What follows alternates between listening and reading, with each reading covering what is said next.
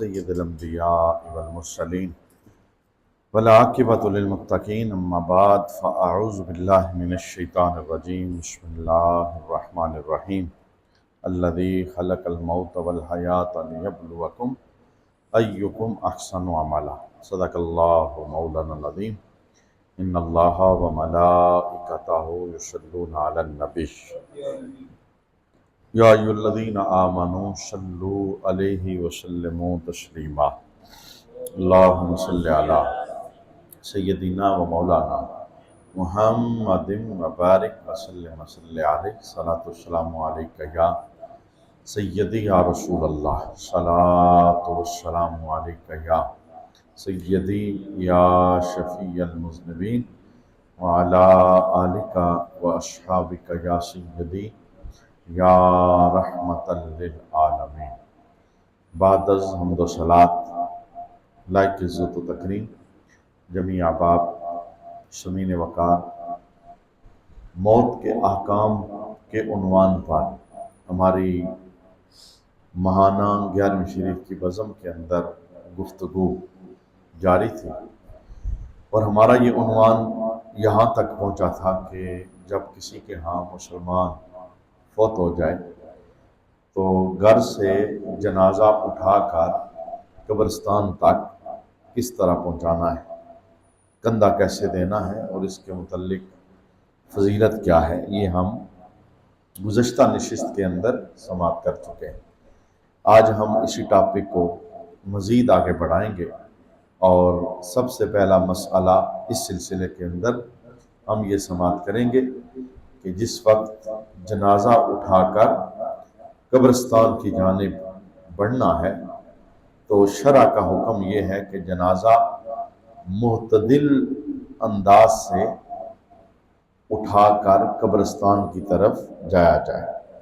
معتدل سے مراد یہ ہوتی ہے کہ نہ بہت دوڑ لگائی جائے اور نہ بہت آہستہ چلا جائے، معتدل یعنی درمیانی چال کے اندر، اور ساتھ یہ بھی بیان کیا گیا کہ اس چال کے اندر کے چلتے ہوئے میت کو جھٹکا نہ لگے، یعنی جس وقت ہم بہت تیز چلیں گے تو میت کو جھٹکا لگے گا اور میت کو تکلیف ہوگی۔ ہر وہ معاملات جس سے میت کو تکلیف ہوتی ہے اس سے شریعت نے منع فرمایا ہے۔ یہی وجہ ہے یہ جو تکراری غسل ہے اس کی اجازت نہیں ہے، یعنی دو غسل، تو ایک غسل سے جو غسل کا فرض کفایہ ہے وہ ادا ہو جاتا ہے، مسلمانوں کی طرف سے سنت کی ادائیگی ہو جاتی ہے، لہٰذا دوسرا غسل دینا یہ ایک تو خلاف شرع بھی ہوگا، اور دوسرا اس سے میت کو اذیت اور تکلیف ہوگی، اور اسی لیے میت کو تکلیف سے بچانے کے لیے ہمیں حکم یہ ہے کہ جب ہم غسل دیں تو ڈائریکٹ ہم صابن کی ٹکی استعمال نہ کریں، بلکہ جھاگ بنا کر جسم کے اوپر ہم صابن کو لگائیں، اور اس میں بھی فلسفہ یہی ہے کہ اس سے میت کو تکلیف ہوگی۔ اسی طرح میت کو اٹھا کر تختے پر رکھتے ہوئے، تختے سے اٹھا کر واپس چارپائی پر رکھتے ہوئے، تمام معاملات میں احتیاط شریعت نے اس کا حکم عطا فرمایا ہے۔ تو یہاں چلنے کا جو انداز ہے اس میں خصوصاً مسلمانوں کا ایک گروہ ہے جو اس حدیث کو یا اس مسئلے کو یوں سمجھتے ہیں کہ وہ میت لے کر بھاگ نکلتے ہیں، اور ان کی دوڑ وہ اتنی تیز ہوتی ہے جس سے میت کو جھٹکے لگتے ہیں، تو معتدل انداز کے اندر چلنا ہے۔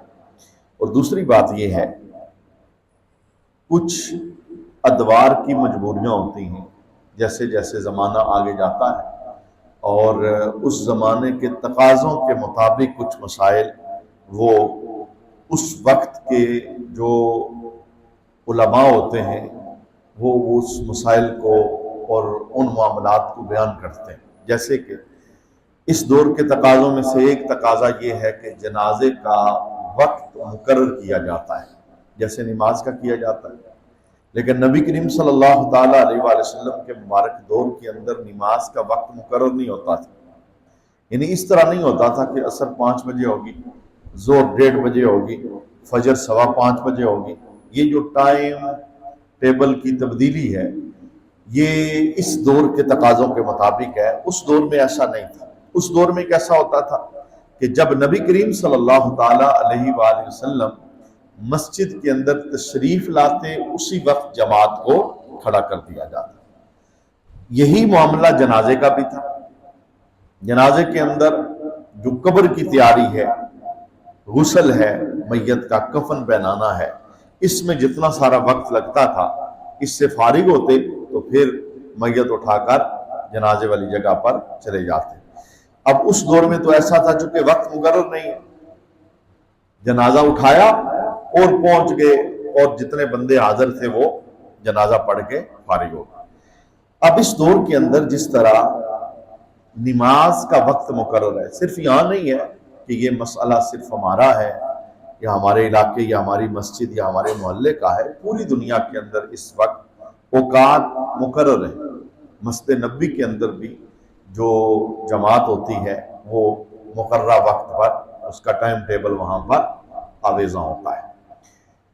جو میں جملہ سمجھانا اور بتانا چاہتا ہوں کہ جس وقت جنازے کا وقت آپ کے مقرر کر دیا ہے، جنازہ ہے 6 بجے 5 بجے، تو اب ظاہر ہے کہ آپ نے 6 سے پہلے جنازہ نہیں کرنا، 5 سے پہلے نہیں کرنا، کیونکہ آپ اطلاع دے چکے ہیں، قرب و جوار میں دوست احباب کو، مسلمانوں کو آپ بتا چکے ہیں۔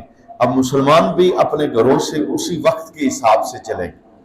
اب بالفرض آپ نے جنازہ اٹھایا اور اٹھا کے آپ نے بھاگنا شروع کر دیا، اور بھاگتے بھاگتے آپ پہنچ کے وہاں 20 منٹ پہلے، 10 منٹ پہلے، 15 منٹ پہلے، تو آپ ایسا تو نہیں کریں گے کہ جاتے ہی جنازہ پڑھ دیں۔ حالانکہ حکم شرع یہ ہے کہ میت جب حاضر ہو جائے تو جنازہ پڑھ دیا جائے، لیکن ایسا کوئی کرنے نہیں دیتا، اور پیچھے سے لوائقین بولتے ہیں، دوسرے احباب بولتے ہیں ابھی 5 منٹ رہتے ہیں جی، وہ بندہ آ رہا ہے جی، ادھر دیکھو وہ آ رہا ہے، کیونکہ وقت جو مقرر ہوتا ہے۔ تو اس کے اندر جو میں ایک احتیاط بتانا چاہتا ہوں، جنازہ اٹھانے والوں کے لیے احتیاط، یہ موقع تقریروں کا ہوتا نہیں۔ لوگوں کی طلب یہ ہوتی ہے کہ اس موقع پر بھی میت پڑی ہے تقریر کی جائے، تو میت جب سامنے آ جائے تو حکم شرع یہی ہوتا ہے کہ میت حاضر ہو گئی ہے تو اب جنازہ ادا کیا جائے، جنازے میں تاخیر نہ کی جائے، یہ حکم شرع ہے۔ تو اب جب ہم جنازے کا جو ٹائم ہم نے مقرر کیا ہے، ہم اس سے آدھا گھنٹہ پہلے میت لے کے وہاں چلے جائیں، تو پھر ایک حرج تو یہ ہوگا کہ مسلمان اذیت میں مبتلا ہوں۔ آپ کو پتا ہے کہ 2-4 منٹ اوپر ہو جائیں تو لوگ پیچھے سے بولنا شروع کر دیتے ہیں۔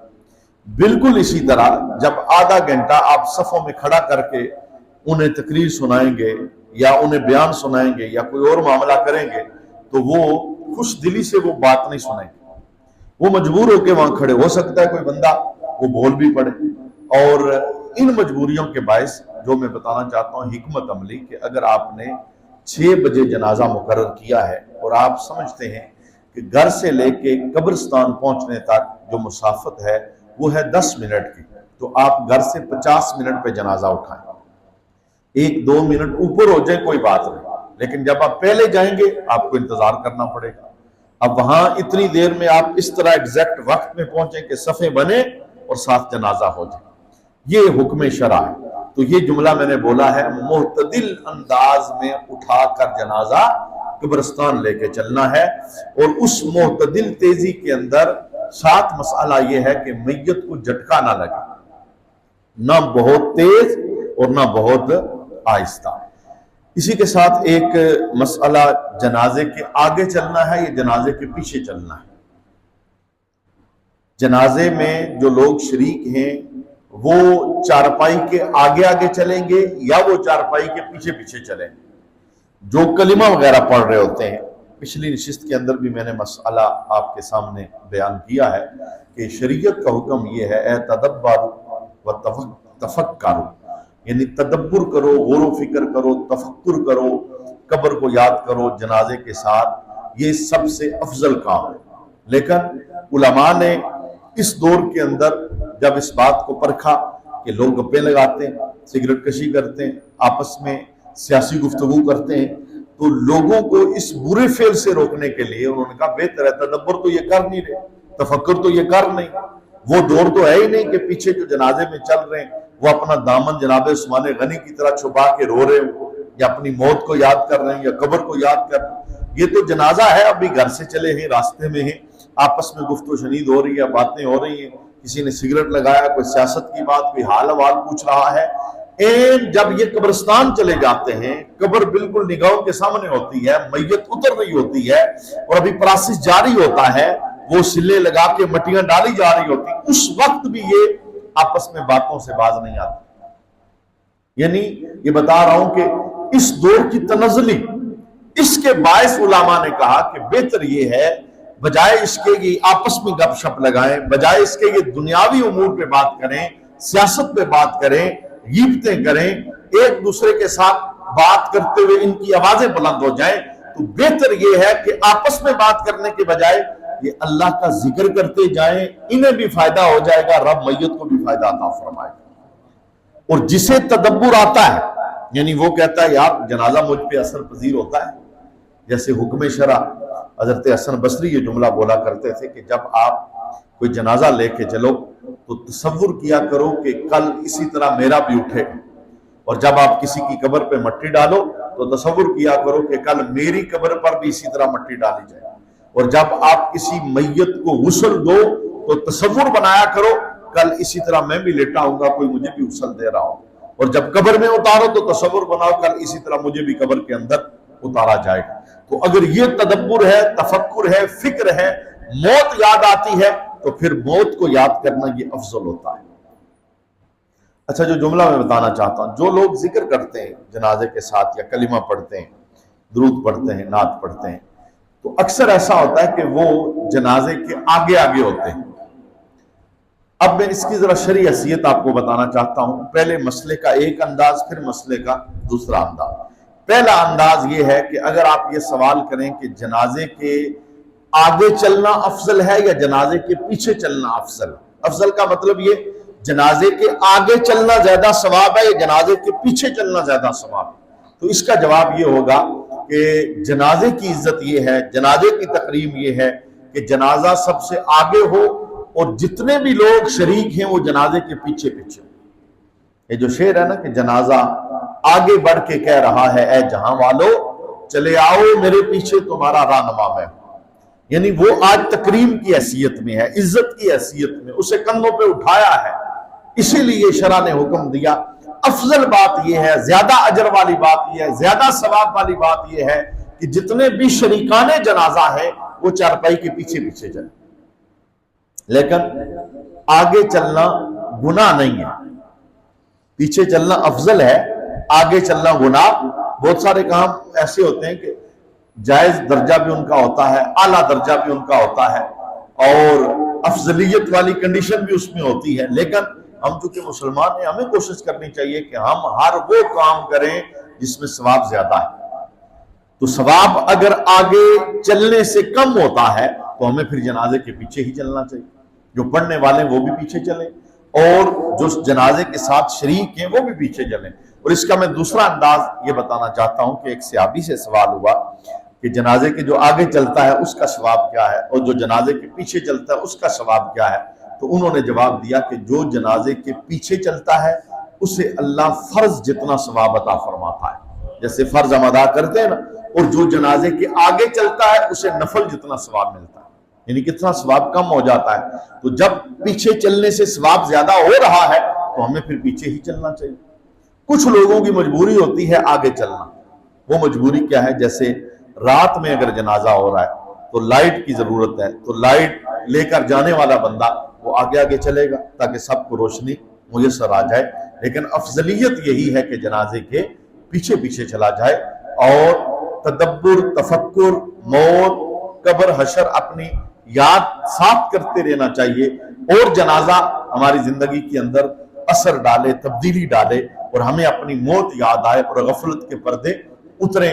اس لیے تو نبی کریم صلی اللہ تعالیٰ علیہ وسلم جس وقت جنازے میں تشریف لے گئے، انصاری صحابی کا جنازہ تھا، قبر کے پاس میرے حبیب تشریف فرما ہوئے، صحابہ کہتے ہیں ہم بھی سارے بیٹھ گئے، میت کو قبر میں اتارا جا رہا تھا تو حضور کی آنکھیں چھم چھم برسنے لگی، حضور رونے لگے، آنسو نکل کے مٹی کے اوپر گرے، تو پھر سرکار قبر کے پاس سے اٹھے اور اٹھ کے حضور نے جملہ بولا، میرے غلاموں تیاری کر کے آنا، بڑی سخت جگہ، یعنی قبر کے آلات کے متعلق فرمایا کہ تیاری کر کے آنا، بڑی سخت جگہ۔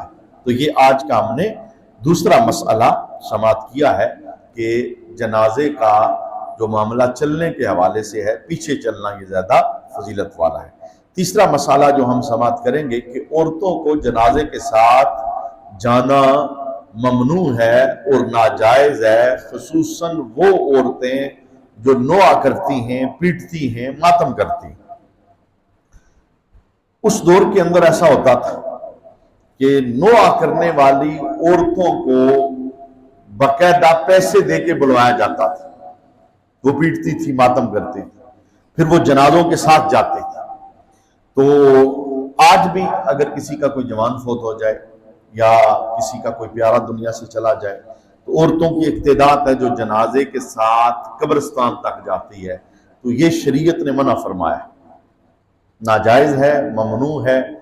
اس کے ناجائز ہونے کے بہت سارے امور ہیں۔ سب سے پہلا امر کہ عورت پر جنازہ لازم نہیں، جنازہ اس پہ فرض، جیسے جمعہ عورت پہ فرض نہیں، اسی طرح جنازہ بھی عورت پہ فرض نہیں ہے۔ جب جنازہ فرض نہیں ہے تو پھر عورت کا ساتھ جانا وہ کیا اس کے اندر اجر ہوگا یا ثواب ہوگا۔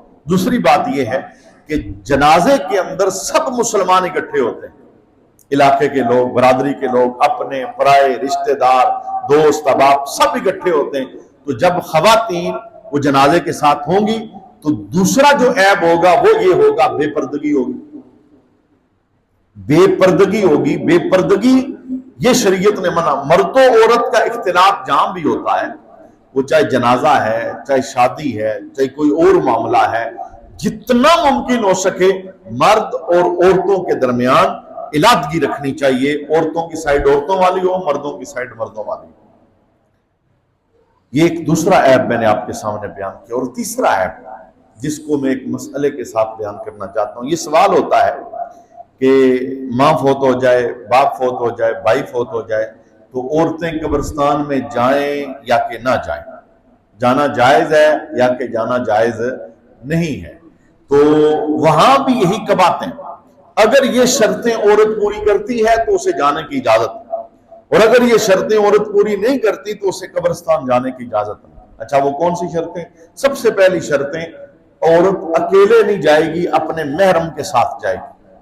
اچھا یہ محرم کے ساتھ شریعت نے کیوں قید لگائی کہ محرم کے ساتھ جائے گی؟ بے پردگی سے بچانے کے لیے، بے پردگی میں دیوار قائم کرنے کے لیے وہ بیٹے کے ساتھ، بھائی کے ساتھ، شوہر کے ساتھ، ماموں کے ساتھ، چچا کے ساتھ جائے گی۔ دوسری شرط یہ ہے کہ عورت مکمل پردے کے اندر جائے گی، محرم بھی ساتھ ہوگا اور پردہ بھی اس کا مکمل ہوگا۔ اب یہ ہے وہ خاص معاملہ جس سے منع کیا گیا کہ جنازے کے ساتھ عورتوں کو جنازہ اٹھے تو عورتوں کو اجازت نہیں، عورتوں کو چاہیے کہ گھر ہی میں چہرہ دیکھ کے، بھائی ہے، بیٹا ہے، ہم سب نے ادھر ہی جانا ہے، ہم قبرستان تک بھی چلے جائیں، جانے والا واپس نہیں آتا، ہم پیٹ پیٹ کے اپنا برا حال بھی کر لیں، جس کی روح نکل چکی ہے اس نے پلٹ کے نہیں آنا۔ ہاں یہ ہماری بات ہے کہ ہماری آزمائش ہوگی کہ ہم کتنے کامیاب ہوئے۔ اور آقا حضور رحمت عالم صلی اللہ تعالیٰ علیہ وآلہ وسلم کا جب ہم نے کلمہ پڑھا ہے تو ہمیں شریعت کے ان گوشوں کو ہمیشہ اپنی بیٹیوں، اپنی بہنوں، بیویوں، ماؤں کے سامنے بیان کرنا چاہیے، اور ایسے مرحلوں کے لیے انہیں تیار کرنا چاہیے کہ جب اس طرح کا معاملہ ہو جائے وہ شریعت کی خلاف ورزی نہ کرے۔ تو تیسرا معاملہ جس سے منع کیا گیا عورت قبرستان نہیں جا سکتی، وہ کون سا معاملہ ہے؟ فرمایا اگر عورت بے پردہ ہے پھر بھی قبرستان نہیں جائے گی، بغیر محرم کے ہے، اکیلی، پھر بھی قبرستان نہیں جائے گی۔ اور تیسرا نمبر، اگر وہ قبر پر جا کر نوحہ کرے، ماتم کرے، پیٹے، شکوہ شکایت کرے، تیرا بھی مرنے کا وقت نہیں تھا، ہائے تو نے کیا کر دیا، ہائے شیر جوانہ، اس طرح کے جتنے جملے ہیں، یہ میں ڈیفینیشن بتا رہا ہوں، نوحہ یہ ہوتا ہے، پیٹنا یہ ہوتا ہے۔ اس سے شریعت نے ہمیں سختی سے منع کیا ہے۔ حدیث مشکات کے اندر موجود ہے، من ضرب الخدود وشق الجیوب ودعا بدعوى الجاہلیہ فلیس منا۔ فرمایا من ضرب الخدود، جو اپنے منہ پہ ہاتھ مارے، جو اپنے گریبان پھاڑے، جو اپنے بال کھولے، جو جاہلیت کے بول بولے، شکوہ شکایت کرے، فَلَيْسَ مِنَّا، آقا فرماتے مجھ محمد سے اس کا کوئی تعلق نہیں۔ تو صبر کی تلقین کرنا یہ مسلمان کا شیوا ہے، اور بارہا میں نے شریعت کے اس گوشے کو آپ کے سامنے بیان کیا کہ رونا صبر کے خلاف نہیں، رونا طاقت کی اور ہے۔ جو پیارا گیا ہے اس پر آنسو نکلے ہیں، بندہ رو رہا ہے، مرد ہے یا عورت، اس سے شریعت نے بالکل منع نہیں کیا، کیونکہ یہ بندے کے اختیار میں نہیں۔ جو وہ رشتہ پیارا گیا ہے اس کی محبت میں آنکھ بے، ہم کون ہوتے ہیں 14 صدیوں بعد ہم اس پر پابندی لگائیں یا ہم یہ روک کے دکھائیں؟ نہیں ایسا ہو سکتا۔ اگر کوئی کرے گا تو وہ شدت اختیار کرے گا، اور شرع کے مطابق اس طرح کی شدت کی اجازت نہیں۔ آمینہ کا لال بھی ہو، جب باپ کی حیثیت سے میرے حبیب کے ہاتھوں پر اپنا پیارا بیٹا آتا ہے اور ان کی لاش آتی ہے، حضرت ابراہیم کی تو سرکار بیٹے کی محبت کے اندر روتے ہیں، حضور کی آنکھیں برستی ہیں۔ تو ایک بندہ پوچھتا ہے حضور آپ نبی ہو کے رو رہے؟ تو اللہ کے حبیب نے فرمایا بیٹے کی محبت میں میرا دل تڑپ رہا ہے، میری آنکھیں اشک بار ہیں، پر میں زبان سے وہی کہوں گا جس سے میرا رب راضی ہو جائے۔ میں شکوہ نہیں کروں، میں شکایت نہیں کروں، میں نوحہ ماتم نہیں کروں، اس سے میں نے منع فرمایا۔ صبر، دیکھیں وقت گزرنے کے ساتھ تو صبر آ جاتا ہے، کیونکہ یہ بہت بڑی مرم ہے، وقت خود ایک بہت بڑی مرم ہے، بڑے بڑے زخم اس سے درست ہو جاتے ہیں، بڑے بڑے ٹوٹے ہوئے دل وقت گزرنے کے ساتھ ساتھ، اللہ کریم یہ اللہ کا نظام ہے۔ اگر ایسا نہ ہوتا، یہ راز کیا ہے؟ کبھی آپ نے سوچا کہ ہمیں شرع نے منع فرمایا کہ 3 دن سے زیادہ سوگ نہیں کرنا؟ عورت فوت ہو جائے تو، مرد فوت ہو جائے تو عورت کے لیے 4 مہینے 10 دن سوگ ہے۔ بیوی کے علاوہ تمام مسلمانوں کے لیے جوان مرے، بوڑھا مرے، بیمار تھا یا اچانک مرا ہے، جس کنڈیشن میں نہیں مرا ہے، سوگ صرف اور صرف 3 دن۔ یہ ہمارے پٹھوار کے اندر ایک بہت غلط رسم ہے کہ یہ جو جسے ہم پھوڑی کہتے ہیں نا، پھوڑی اصل میں سوگ کی علامت ہوتی ہے۔ تو جب 3 دن مکمل ہو جائیں کسی مسلمان کو دنیا سے گئے ہوئے، ہم جسے کہتے ہیں چوتھے کا ختم ہو رہا ہے یا کل کا ختم ہو رہا ہے، وہ اصل میں جو چوتھے کا یا کل کا ختم ہوتا ہے وہ اعلان ہوتا ہے سوگ کو ختم کرنے کا، کہ جو شریعت نے کہا تھا 3 دن وہ ہم نے سوگ میں گزارے ہیں، اب ہم سوگ کو ختم کر رہے ہیں، اب اس پھڑی کو اٹھا دیا جائے۔ ہاں، کیونکہ میں نے کہا دور حاضر کی مجبوریوں میں سے ایک مجبوری ہے، محلے کے جو لوگ ہوتے ہیں وہ تو سارے آ چکے ہوتے ہیں 3 دنوں کے اندر، وہ تو جنازے میں بھی شریک تھے، اب ان کو اجازت نہیں دوبارہ جانے کی۔ اور اگر آل محلہ میں سے کوئی بندہ ناراض ہوتا ہے، یار وہ میرے گھر دوسری بار نہیں آیا یا تیسری بار نہیں آیا اور اس کے بعد نہیں، وہ ناراضگی جاہلیت کی بنا پہ کر رہا ہے۔ اور شریعت کو مطلوب کیا ہے؟ شریعت یہ چاہتی ہے جس کا پیارا دنیا سے چلا گیا ہے 3 دن سوگ کرو، سوگ ختم کر دو، یہ پھوڑی کا نظام ختم کر دو۔ وجہ یہ ہے اب جب تم اس کے پاس آؤ گے اسے وہی یاد آئے گی، ہر آنے والا وہی سوال پوچھے، کیسے گیا، کیسے مرا، کیا ہوا، کوئی بات کی، ہر آنے والا ایک ہی کہانی بار بار پوچھے گا، بار بار جب اسے یاد آئے گی اس کے دل پر زیادہ ملال آئے گی۔ تو شریعت نے منع فرمایا 3 دن کے بعد سوگ ختم، اور ہم نے اپنے گھر کے اندر یہی نظام رکھا ہے، اور اس پر آپ کو بھی میں تلقین کرتا ہوں کہ اپنے گھر پر تو کسی کا چارہ نہیں نا، کہ دوسرا ہمارے گھر پہ تو حکومت نہیں کر سکتا، اپنے گھر کے تو ہم خود مختار ہیں، اور ہمیں محلے کا کوئی لینا دینا نہیں۔ محلہ اگر نہیں ہمارے ساتھ چلنا چاہتا یا کچھ لوگ اعتراض کرتے ہیں یا ہم ایسا نہیں کریں گے، اعتراض والوں کے اعتراض کو کب روکا جا سکتا ہے؟ جو نہیں کرنا چاہتا وہ نہ کرے، لیکن جسے شریعت کی راہ پتہ ہے وہ ناک کو نہ دیکھے، برادری کی بات کو نہ دیکھے، اس حکم شرع پر عمل کرے، رب بھی راضی ہو جائے گا، رب کا رسول بھی راضی ہو جائے گا۔ اچھا، میں نے معاملہ کیا بیان کیا کہ جب ہم 3 دن کے بعد پھڑی اٹھا دیں گے، میں مقصود یہ بتا رہا ہوں کہ باقاعدہ نیچے چٹائی یا دری بچھا کے بیٹھنا یہ ایک سوگ کی علامت ہوتی ہے۔ آپ 3 دن ختم کے بعد اس سوگ کی علامت کو ختم کریں، پھڑی اٹھا دیں۔ قرب و جوار کے جو دور کے لوگ ہیں، کوئی شہر کے ہیں، کوئی دوسرے تیسرے گاؤں کے ہیں، کسی کو آج پتہ لگا، کسی کو کل لگا، کسی کو اگلے دن لگا، کوئی آج مصروف تھا، کوئی بیمار تھا، کوئی کسی اور جنازے شادی میں گیا تھا، اسے 5ویں دن پتہ، وہ آتے رہیں گے، لوگ وہ آئیں گے، وہ کرسیوں پہ بیٹھیں۔ یہ کوئی شریعت کا حکم تو نہیں کہ سارے نیچے بیٹھیں گے پھر دعا ہو جائے گی، وہ باقاعدہ آپ جیسے گھر میں رہتے ہیں، آپ صوفے کرسیاں چارپائیاں اپنی لگا دیں، وہ آئیں دعا کریں اور چلے جائیں۔ لیکن یہ شرع کا حکم ہے، تعزیت ایک بار ہوتی ہے، یہ یاد رکھیے۔ بیمار پرسی میں بھی شریعت نے حکم دیا بھئی ایسے مریض کی بیمار پرسی کرو جیسے توے کے اوپر روٹی ہوتی ہے۔ اس کا معنی کیا تھا؟ توے پہ روٹی کا معنی کیا ہوتا ہے کہ آپ جب دیر لگائیں گے تو روٹی جل جائے گی، آپ جلدی جلدی پکا کے فارغ ہو جاتے۔ تو جب ہمارے محلے کا ایک مریض ہے اور آپ کو پتا ہے محلہ اگر 100 گھروں پہ مشتمل ہے اور 100 کے 100 گھر اس گھر کو انہوں نے نشانہ بنایا ہوا ہے، اب اس مریض کے طبی تقاضے بھی ہوتے ہیں، اسے اگر وہ بستر پر ہے اس کی تبدیلی کرنی ہے، اسے واش روم لے کے جانا ہے، اسے کھانا کھلانا ہے۔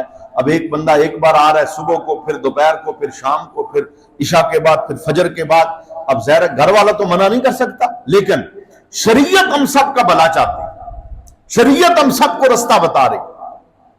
اس میں کسی مسلمان کو ناراض بھی نہیں ہونا چاہیے، یار میرے گھر فوتگی ہوئی تو وہ ایک ہی بار آیا تھا، تعزیت ہوتی ہے ایک بار ہی۔ نبی کریم صلی اللہ تعالیٰ علیہ وسلم کے دور میں بڑے بڑے کڑیل جوان دنیا سے گئے، شہادت کا مرتبہ انہوں نے پایا۔ آقا حضور 10 بار نہیں گئے، ایک مرتبہ اپنے غلام کے ہاں جاتے تھے، بخشش کی دعا کرتے تھے، پھر پلٹ کے آ جاتے۔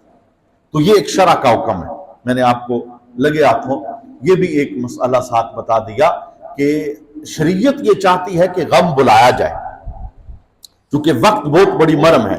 یہ آقا حضور رحمت عالم ایک گلی سے گزرے، ایک گھر کے اندر فوتگی ہو گئی تھی، گلی سے گزرے تو ایک عورت پیٹ رہی تھی، اس پہ ماتم کر رہی تھی۔ نبی کریم صلی اللہ علیہ وسلم اندر تشریف لے گئے تو عورت نے میت کی طرف منہ کیا ہوا تھا اور پیٹ رہی تھی، سرکار پاس گئے تو سرکار نے فرمایا صبر کر، اللہ کا حکم ہے صبر کر، پیٹ نہ، ماتم نہ کر۔ تو اس نے بغیر دیکھے، اسے تو پتہ ہی نہیں کون بول رہا ہے، اس نے سمجھا کوئی اور بندہ ہے، گھر کا ہے، خاندان کا ہے، وہ صبر کی تلقین کر بغیر دیکھے اس نے کہا کہ یہ مجھ پر بوجھ آیا ہے، مجھے ہی پتا ہے کہ کتنی بڑی مصیبت ہے، مجھے صبر کی تلقین نہ۔ اب نبی کریم کی یہ عادت تھی کہ سرکار شدت نہیں کرتے تھے، اور یاد رکھیے گا شریعت میں شدت ہے ہی نہیں۔ شریعت کہتی ہے وما علینا الا البلاغ المبین، پہنچا دو، بات بتا دو، عمل کے لیے جس کا سینہ رب کھولے گا اسے رب عمل کی توفیق عطا فرمائے۔ ڈنڈا لے کے منانا، شدت سے، سختی سے، یہ شرع کا حکم نہیں ہے، نہ تبلیغ کا یہ انداز ہے۔ تبلیغ حکمت عملی چاہتی ہے، بتا دینا، پھر جس کے دل کے اندر اللہ ڈالتا ہے وہ شریعت کی راہوں پر عمل ہو جاتا ہے۔ اچھا میرے حبیب نے بتایا، اس نے جواب دیا، سرکار تشریف لے گئے، جنازہ ہو گیا، بعد میں کسی عورت نے کہا یار تو نے کیا کیا؟ تجھے پتا ہے کہ تجھے صبر کی کس نے تلقین کی جب تو ماتم کر رہی تھی؟ اس نے کہا مجھے نہیں پتا۔ تو عورتوں نے کہا وہ تو نبی کریم صلی اللہ تعالیٰ علیہ وسلم تھے۔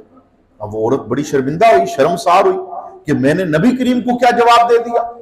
اب وہ دوبارہ روتی ہوئی سرکار کے پاس ہے، یا رسول اللہ میں صبر کرتی ہوں، مجھ سے غلطی ہو گئی۔ تو نبی کریم کا جملہ کیا تھا؟ فرمایا صبر اس وقت ہوتا ہے جب رب بندے پر مصیبت ڈالتا ہے، وقت گزرنے کے ساتھ تو صبر آ ہی جاتا ہے۔ اب بندہ پہلے تو ماتم کر لے، پیٹ لے، بال کھول لے، گرے بان پھاڑے، ایک دوسرے کو مارے، آہو بکا کرے، رب کی طرف ظلم کی نسبت کرے، 15 دن بعد کہے میں نے تو بڑا صبر کیا ہے۔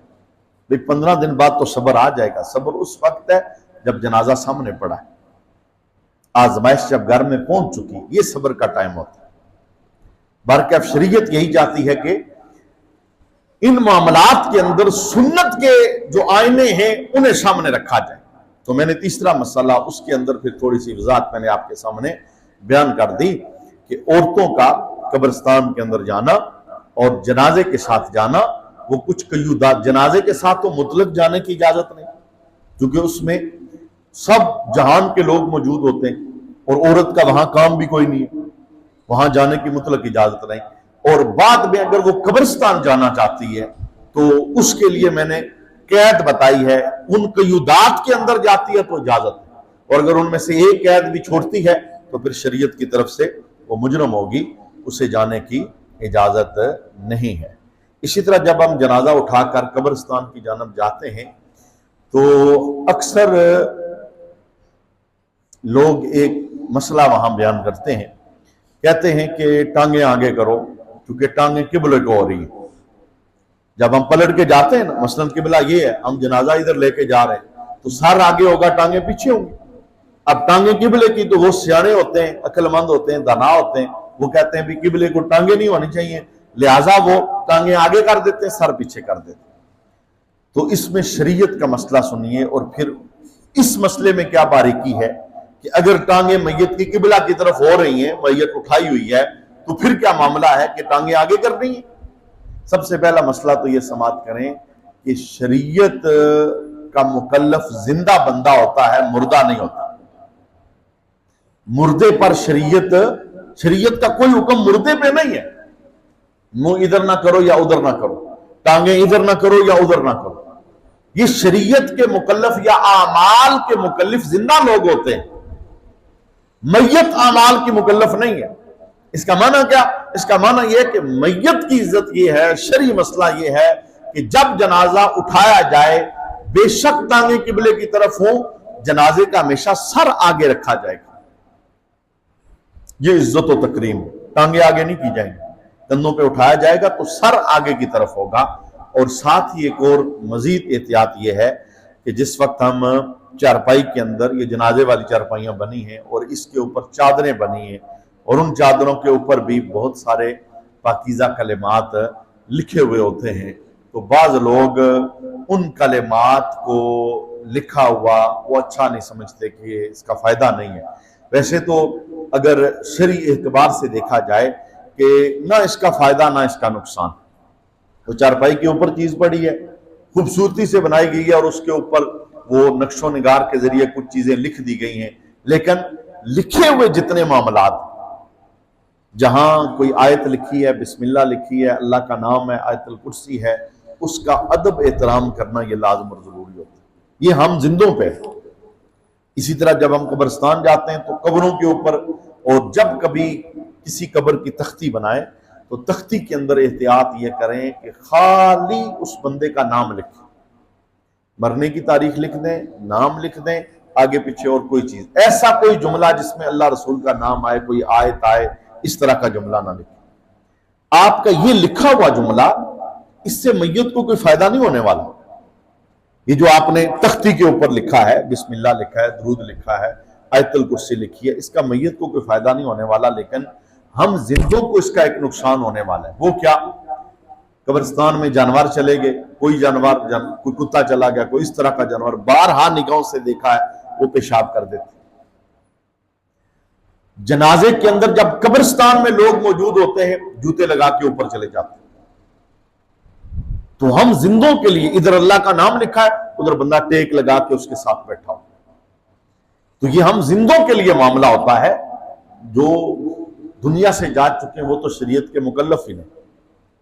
آقا حضور رحمت عالم صلی اللہ تعالی علیہ وآلہ وسلم کی دی ہوئی شریعت پر عمل کرنا، یہ ہمارے لیے بہتری ہوتی ہے اور رحمت ہوتی ہے. حضرت عبداللہ بن مسعود رضی اللہ تعالی عنہ نے ایک بندے کو دیکھا کہ وہ جنازے کے ساتھ تھا اور ہنس رہا تھا. اس لیے پہلے میں نے جملہ بولا کہ ان چیزوں کو دیکھ کے علماء نے کہا بھائی ذکر کرو جنازے کے ساتھ، کلمہ پڑھو، اللہ کا نام لو، تاکہ اللہ کی طرف تمہارا توجہ جائے، تمہاری زبان ادھر لگے. ایک تو تم باتوں سے اپنے آپ کو بچاؤ، جب باتیں نہیں ہوں گی تو پھر ہنسی بھی نہیں ہوگی، بات ہوگی تو ہنسی ہوگی. تو آپ نے دیکھا کہ ایک بندہ جنازے کے ساتھ ہنس رہا ہے، تو آقا حضور رحمت عالم صلی اللہ علیہ وسلم کے وہ صحابی عبداللہ بن مسعود، جن کے متعلق حضور نے فرمایا کہ میرا عبداللہ بن مسعود امت کے معاملے میں جس مسئلے میں راضی ہوتا ہے، میں محمد بھی اس مسئلے میں راضی ہو جاتا ہوں. اتنے فقیہ صحابہ ہیں. تو انہوں نے جملہ کیا ارشاد فرمایا، کہنے لگے تو جنازہ میں ہنستا ہے، تجھ سے میں کبھی کلام نہیں کروں گا، اور جو بندہ دوران جنازہ ہنستا ہے اس کا دل سخت ہو جاتا ہے. آپ نے فرمایا جنازے کے ساتھ تو ہنس رہا ہے، میں ساری زندگی تیرے ساتھ بات نہیں کروں، تجھے ادب نہیں، احترام نہیں، تمہیں قبر اپنی یاد نہیں، تو اپنی موت کو یاد کرنا چاہیے اس موقع پر. یہ ہنسنے والا تو موقع ہی نہیں. انسان کے چہرے پر، انسان کے جسم پر اثرات ہونے چاہیے کہ ایک بندہ اصلی منزل کی طرف روانہ ہو رہا ہے، جس منزل کی طرف ہم سب نے جانا ہے. یہ بات تو طے شدہ ہے، اس بات سے تو کوئی صرف نظر ہے ہی نہیں کہ یہ گیا تو ہم نہیں جائیں گے. وقت مقررہ پر ایک ایک کر کے اس دنیا سے ہم سب نے جانا ہے۔ اسی طرح ایک مسئلہ اسی کے ساتھ لگا ہوا کہ جنازہ جب تک رکھا نہ جائے بیٹھنا مکروہ ہے، اور رکھنے کے بعد بغیر ضرورت کھڑے نہ رہیں۔ اگر لوگ بیٹھے ہوں اور نماز کے لیے وہاں جنازہ لایا گیا تو جب تک رکھا نہ جائے کھڑے نہ ہوں۔ یوں ہی اگر کسی جگہ بیٹھے ہوں اور وہاں سے جنازہ گزرا تو کھڑا ہونا ضروری نہیں، ہاں جو شخص ساتھ جانا چاہتا ہے وہ اٹھے اور جائے۔ جب جنازہ رکھا جائے تو یوں نہ رکھیں کہ قبلہ کو پاؤں ہوں یا سر، بلکہ اس طرح رکھیں کہ قبلے کی طرف میت کا چہرہ ہونا چاہیے۔ غسل دیتے ہوئے بھی، جب گھر کے اندر ہم میت رکھتے ہیں وہاں پر بھی، لیکن یہ جو معاملے یہ ہم زندوں کے لیے ہیں، کیونکہ قبلہ جو ہماری جہت ہے یہ ادب والی جہت ہے، اور اس کا احترام کرنا ہمارے لیے لازم اور ضروری ہے۔ آج جو ہم نے مسائل شروع کیے ہیں، اور جنازہ گھر سے اٹھا کے قبرستان لے جانا اور اس کے ساتھ کے کچھ معاملات، اللہ ان اعمال پر، ان مسائل پر ہم سب کو عمل کی توفیق عطا فرمائے۔ اس سے ریلیٹڈ کوئی مسئلہ پوچھنا چاہتے ہیں تو سوال کریں تاکہ اس کو بیان کر دیا جائے۔ جی پوچھیں نا۔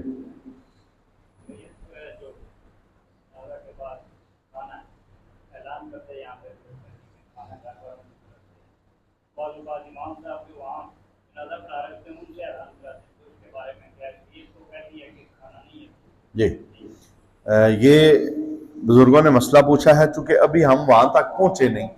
یہ مسئلہ ویسے میں تفصیل سے بیان کروں گا انشاءاللہ، کیونکہ ابھی ہم جنازہ گھر سے لے کے قبرستان کی طرف جا رہے ہیں، ابھی وہاں پر پہنچے نہیں ہیں۔